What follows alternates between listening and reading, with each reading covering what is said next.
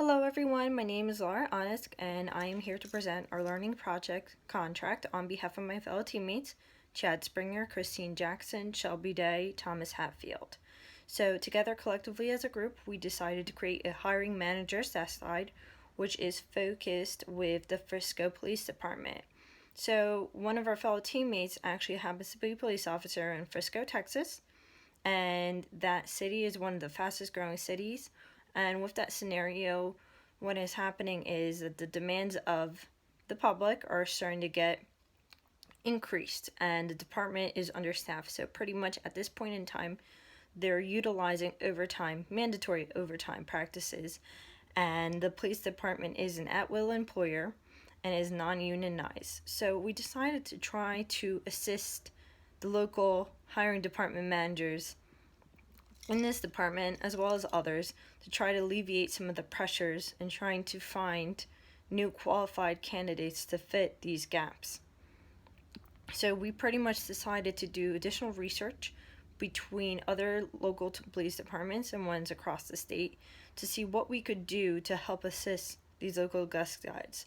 So we decided to make sure that it would be thorough enough for the local police department that we decide to base our project on, but generic enough for other emergency service departments to use. So in worst case scenario, it could also be used by first responders and local fire departments as a general template to follow.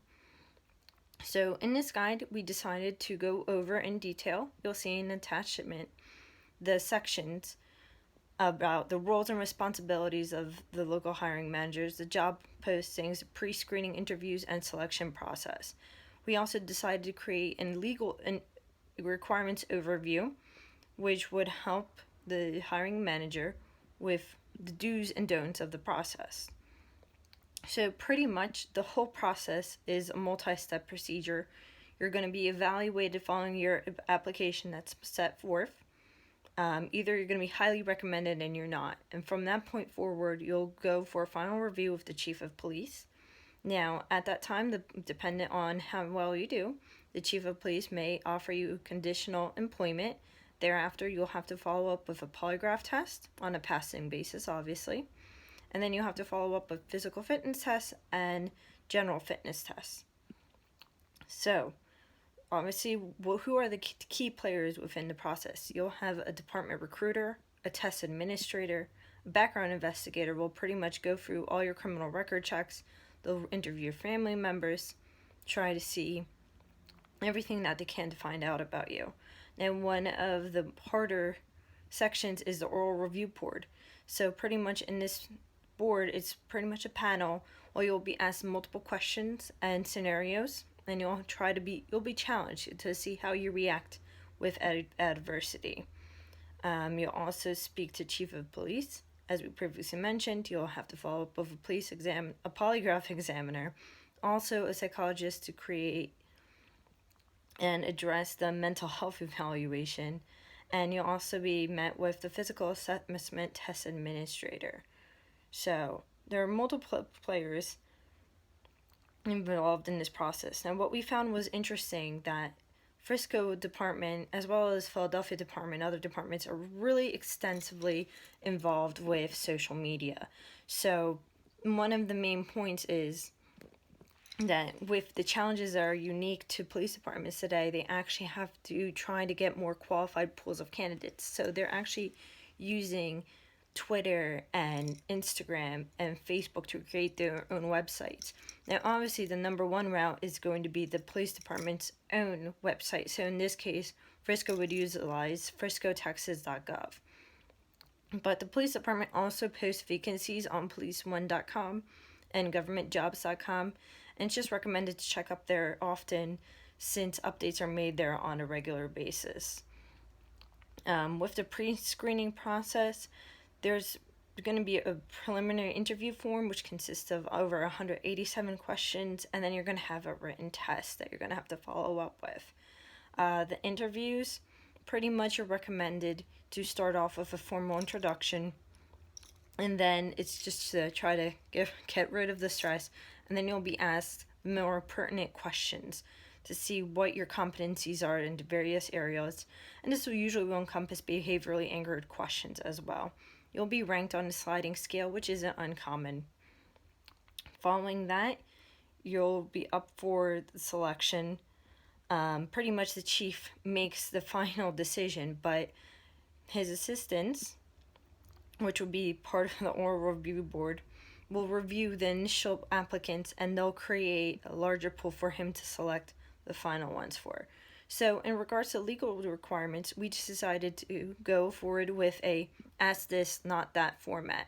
Pretty much to keep it simple and try to fit the trifold pamphlet and setting. So what we're trying to do is make sure that any local police department is able to find out more about a candidate and make sure that they're not crossing any legal boundaries, so they're not liable for any issues that may be raised. So one of the examples that we decided to use was you can't outright ask someone if they have a disability, because if you do, you'd be in violation of the American with Disabilities Act. So instead of asking, are there any illnesses that you've had, or do you have any disabilities that we should know about, you'd be recommended to better ask, are you able to perform the specific duties of this position? This way you're secured in asking the applicable questions. One of the other challenges that someone might face, obviously with the hectic schedule of a police department, is the issue of overtime or covering other people's shifts. Now, instead of asking, are you able to get a babysitter on late notice? Although this question might be asked in good faith, it might not necessarily be legal, since you could be accused of violating the Civil Rights Act of 1964, Title VII, for discriminating against a candidate based on gender. If you were to ask this question and then not select this candidate, that could be one of the issues raised against your department. Now, bear in mind that the postings that we included in our pamphlet as well as our paper are just key legal issues. They're not meant to be legal advice. Obviously, any attorney and every state will have different policies and laws. You have federal laws, you might have different courts and jurisdictions that might rule differently. But overall, we try to see how we fared with our guide in comparison to other departments, and we were actually quite astonished as a group that the processes really weren't that different. The only difference was more so towards the college credits that were needed to become a police officer and the actual order in which the interview process and the selection began. So as a comparison, we decided to look into the Plano, Texas Police Department, Carlton, Texas Police Department, the Philadelphia Police Department, and the Pennsylvania State Troopers. In reality, they're very similar, but they're also different, since some of them were civil service based and others were at-will employers.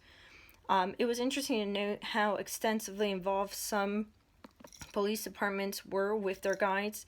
For example, Philadelphia Police, they have an online chat system where you can actually chat online with recruiters. Now, they actually have open information, transparency links for candidates if they feel that they've been discriminated against at any point in time within their application process. They're able to report that right away. And the police department for Philadelphia also makes it known that they don't discriminate based on any sorts of background or anything that's protected legally. So it's great that there's transparency noted there. So pretty much we hope that you enjoy our guide, and we'd hope that if we do have fellow classmates that are in law enforcement, it just serve as a basic guide. And obviously it could be, depending on the situation, it could be extended to other areas of public service as well.